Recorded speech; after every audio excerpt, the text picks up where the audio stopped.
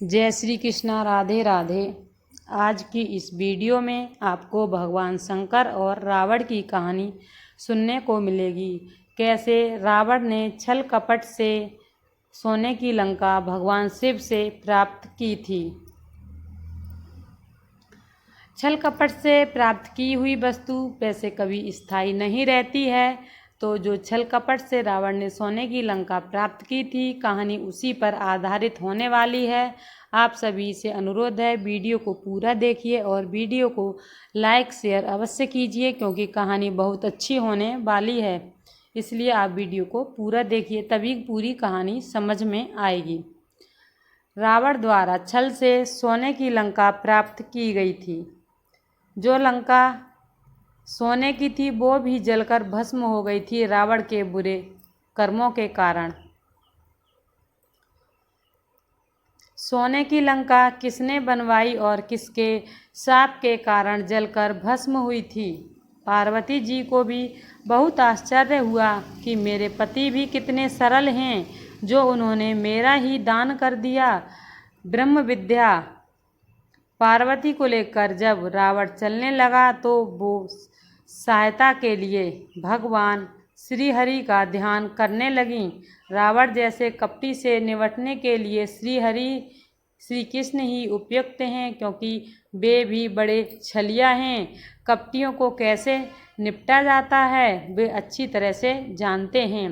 राजाधिराज कुबेर संपूर्ण ब्रह्मांड की धन संपदा के स्वामी होने के साथ देवताओं के भी धनाध्यक्ष भंडारी हैं।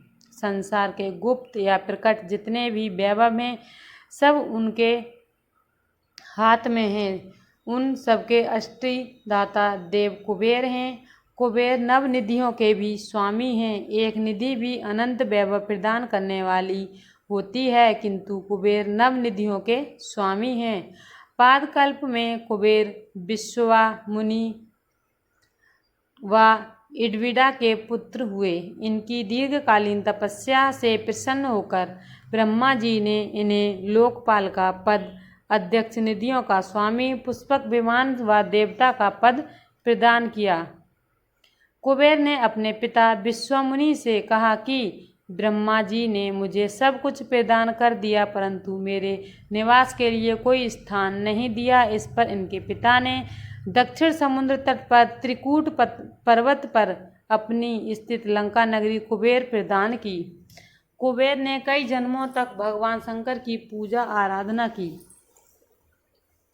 पादकल्प में जब ये विश्वा मुनि के पुत्र हुए, तब इन्होंने भगवान शंकर की विशेष आराधना की।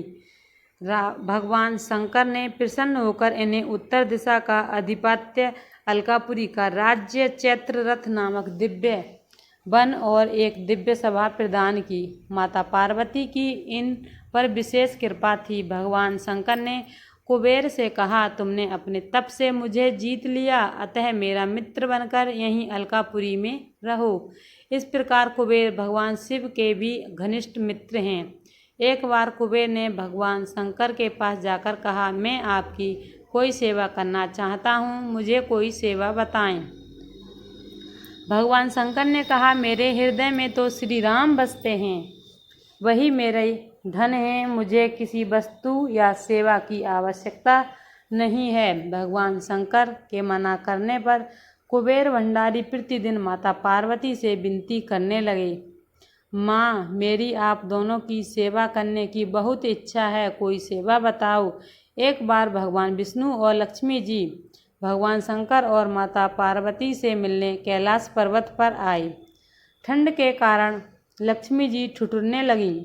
सर्दी से बचने के लिए उन्हें पूरे कैलाश पर्वत पर कोई स्थान नहीं मिला।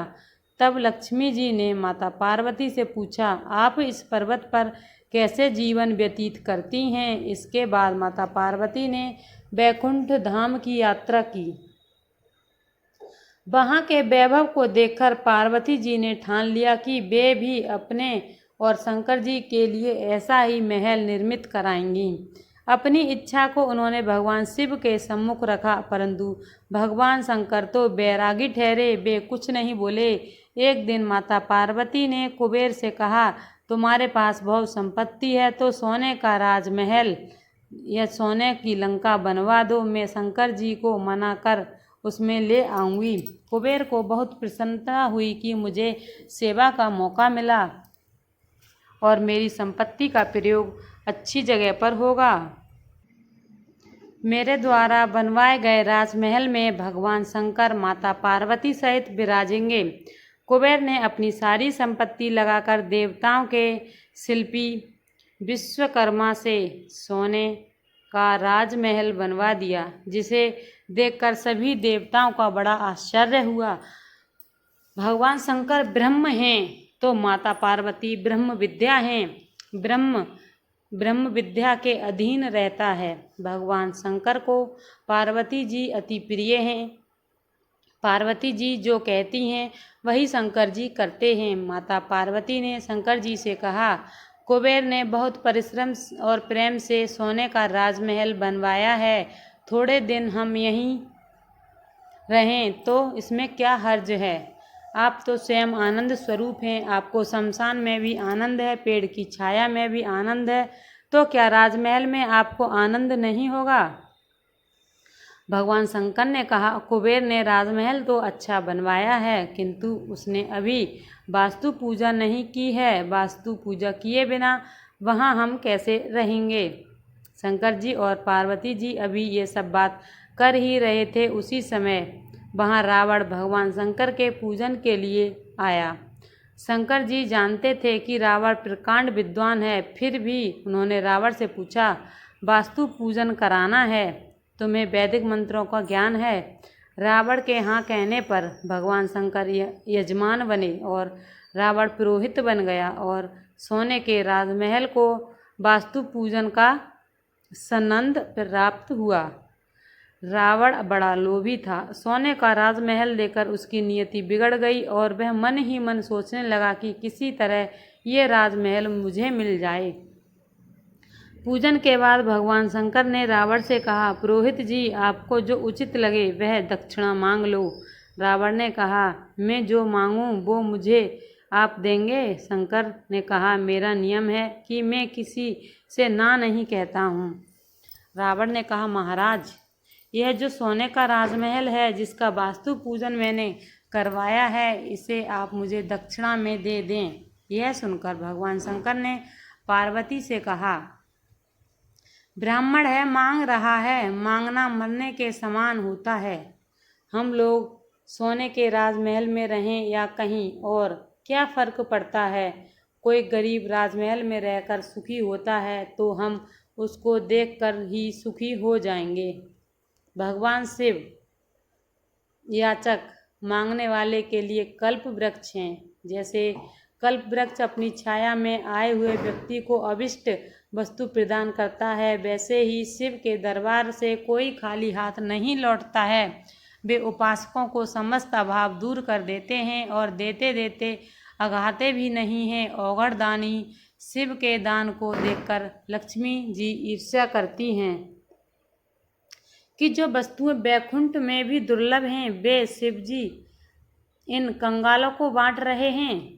शंकर जी ने रावण से कहा, चलो, तुम्हें राजमहल दिया।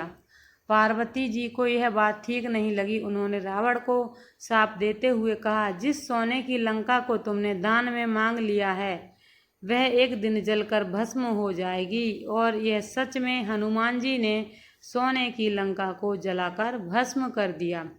सोने का राजमहल मिलने के बाद रावण की नियति और बिगड़ गई। वह मन ही मन कहने लगा, ये तो बड़े भोले भाले हैं, जो मांगो सो दे देते हैं। रावण ने शंकर से कहा, महाराज, दूसरा जो कुछ मांगो सो आप देंगे। शंकर जी के हाँ कहने पर रावण ने कहा, ये पार्वती बहुत सुंदर हैं, इन्हें आप मुझे दे दो। शंकर जी ने मुस्कुराते हुए कहा, मुझे तो विवाह करने की इच्छा ही नहीं थी, मैंने तो कामदेव को ही भस्म कर दिया था। भगवान नारायण की इच्छावश मैंने लग्न कर लिया था। तुझे पार्वती अच्छी लगती हैं तो तू ले जा। भगवान शंकर के समान ऐसा उदार दानी कहाँ मिलेगा। ऐसा दानी जो वरदान देकर स्वयं संकट में पड़ जाए। शिवजी ने प्रकृति के सारे नियम ही पलट दिए। पार्वती जी को भी आश्चर्य हुआ कि मेरे पति भी कितने सरल हैं, जो उन्होंने मेरा ही दान कर दिया। ब्रह्म विद्या पार्वती को लेकर जब रावण चलने लगा तो वे सहायता के लिए भगवान श्रीहरि का ध्यान करने लगी। रावण जैसे कपटी से निपटने के लिए श्रीहरि ही उपयुक्त हैं, क्योंकि वे भी बड़े छलिया हैं। कपटियों को कैसे निपटाया जाता है वे अच्छी तरह से जानते हैं। रावण को मार्ग में एक ग्वाला मिला। ग्वाले ने रावण को वंदन करके पूछा, आप तो बड़े वीर पुरुष हैं, किसी से हारे ही नहीं हैं, फिर ये किसको ले जा रहे हैं। अहंकारी रावण अपनी प्रशंसा से फूल गया और कहने लगा, शंकर जी ने मुझे सोने की लंका और ये ब्रह्म विद्या पार्वती दी हैं। इस पार्वती को पाकर मैं अमर हो जाऊंगा। ग्वाले ने हंसते हुए कहा, ये पार्वती नहीं हैं, यह उनकी दासी होंगी। शंकर जी तुम्हें अपनी पार्वती कैसे दे देंगे? पार्वती जी की दासी देखकर तुम्हें बहला दिया है। ब्रह्म विद्या माता पार्वती के श्री अंग से तो कमल की गंध निकलती है, क्योंकि उनके अंग में मलमूत्र रुद्री मांस नहीं है। तुम परीक्षा करो, यदि कमल की गंध न आए तो समझ लेना कि ये पार्वती की दासी हैं। पार्वती जी ने अपने श्री अंग से तीव्र दुर्गंध प्रकट कर दी। रावण की बुद्धि भ्रमित हो गई। उसने कहा, इनमें तो कमल की सुगंध तो नहीं आ रही, दुर्गंध आ रही है। ग्वाले के वेश में श्रीहरि ने कहा, तब तो ये पार्वती की दासी हैं। वे पार्वती तुम्हें कैसे दे देंगे? मैंने सुना है कि पार्वती जी को शंकर जी ने पाताल में रख दिया है, तुम इन्हें छोड़ दो। रावण ग्वाले की बात में आ गया और पार्वती जी को छोड़ करके चला गया। तब भगवान श्रीहरि ने वहाँ पार्वती की पूजा की और स्थापना की। दक्षिण भारत में गोकर्ण महाबलेश्वर नामक स्थान है। वहाँ पर द्वैपायनी जगदम्बा पार्वती का मंदिर है। यह मंदिर तभी से प्रसिद्ध है। भगवान शिव की कथा आप लोगों को कैसी लगी ज़रूर बताएं और वीडियो को लाइक शेयर अवश्य करें। चैनल पर नए हैं तो चैनल को सब्सक्राइब ज़रूर कीजिए, क्योंकि आपको हमारे चैनल पर सभी प्रकार की धार्मिक कथाएं, पौराणिक कथाएं, भगवान शिव और श्री कृष्ण से जुड़ी सभी कथाएं सुनने को मिलेंगी। जय श्री कृष्णा, राधे राधे।